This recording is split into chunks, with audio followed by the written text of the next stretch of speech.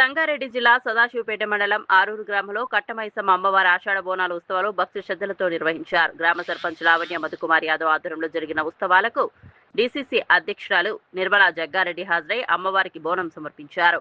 గ్రామ మహిళలు సంప్రదాయ దుస్తుల్లో సామూహికంగా బోనాల ఊరేగింపులో పాల్గొన్నారు. జోగిని నృత్యాలు, పోతరాజుల విన్యాసాలు, డప్పు వాయిద్యాలతో గ్రామమంతా ఆధ్యాత్మిక వాతావరణం నెలకొంది. గ్రామ ప్రజలు కుటుంబ సమేతంగా పాల్గొని ప్రత్యేక పూజలు నిర్వహించారు. గ్రామం సుభిక్షంగా ఉండాలని, పాడి పంటలు సమృద్ధిగా పండాలని అమ్మవారిని వేడుకున్నారు.